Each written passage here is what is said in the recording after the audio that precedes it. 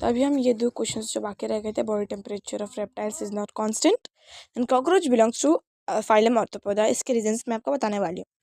तो मैं as it is नहीं एक्सप्लेन कर रही हूँ, आपको कुछ वर्ड्स के मीनिंग जानने होंगे तो I can tell you in the comment section, या फिर अभी बता देती हूँ मैं आपको। तो पहले मैं आपको इसके मीनिंग्स बताऊंगी, मतलब रीजंस बताऊंगी, then I tell you the meanings of the hard words, like इसका मीनिंग क्या है, इसका so some people don't know about it, तो इनके लिए ये अच्छा एक्सप्लेनेशन हो जाएगा। तो पहला जो ये है, ये कहता है कि रेप्टाइल्स जैसे सांप और छिपकली होते हैं, उनका जो बॉडी टेम्परेचर होता है वो कांस्टेंट क्यों होता है? तो क्यों रहता है बताती हूँ। क्योंकि रेप्टाइल जो होते हैं वो कोल्ड ब्लडेड एनिमल होते हैं, तो इसी के लिए उनके शरीर में टेम्परेचर कंट्रोल करने का जो कोई इंटरनल सिस्टम नहीं होता है, तो उनका शरीर बाहर के मौसम के हिसाब से ठंडा या गर्म हो जाता है। ओके, अब सीखते हैं हमारा cockroach belongs to phylum Arthropoda. Why? क्योंकि इसके जॉइंटेड अपेंडेजेस है, मतलब जॉइंटेड लेग्स है, इसके पैर जुड़े हुए जॉइंटेड होते हैं, जो ऑर्थ्रोपोडा की सबसे बड़ी पहचान है, इसका कैरेक्टर है। इसके बॉडी के ऊपर चिटिन की बनी एक हार्ड लेयर है, एक्सोस्केलेटन होती है। ओके, और बॉडी सेगमेंटेड टुकड़ों में डिवाइड होती है।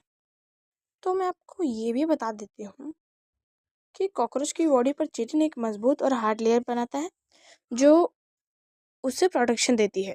तो मैं बता देती हूँ ये बनता कैसे है, chitin on cockroach composition formation कैसे होता है।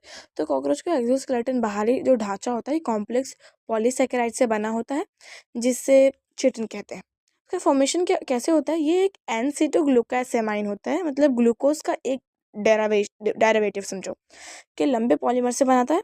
ठीक है, इससे कॉकरोच की बॉडी को टेंसिल स्ट्रेंथ, मजबूती मिलती है। इस लेयर को कॉकरोच की स्किन एपिडर्मिस सिक्रेट करती है, जो बाद में मतलब हार्ड हो जाती है ताकि दुश्मन और एनवायरनमेंट से बचा सके। और अब हम ये समझेंगे कि थर्मोगुलेटर का मतलब क्या होता है। तो थर्मोगुलेटर का मतलब होता है कि ability to maintain body temperature control करना, वो प्रोसेस जिससे कोई जीव ऑर्गेनिज्म अपनी बॉडी की गर्मी को मेंटेन रखता है, चाहे बाहर ठंड हो या गर्मी हो।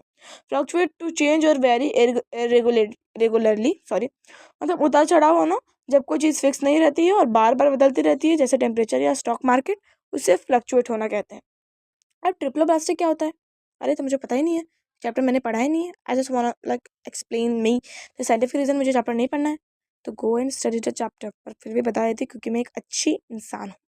तो having 3 germ layers in the embryo, इसे ट्रिप्लोब्लास्टिक कहते हैं, या फिर कह सकते हैं कि 3 लेयर वाला। जब एम्ब्रियो भ्रूण स्टेज में, मतलब बॉडी की 3 लेयर होती है, एक्टोडर्म, मेसोडर्म, एंडोडर्म, इन्हीं लेयर से आगे चलकर सारे ऑर्गन्स बनते हैं। तो बायलैटरल सिमेट्रिकल होती है, body can be divided into 2 identical halves, 2 बराबर हिस्सों में बांटा होता है।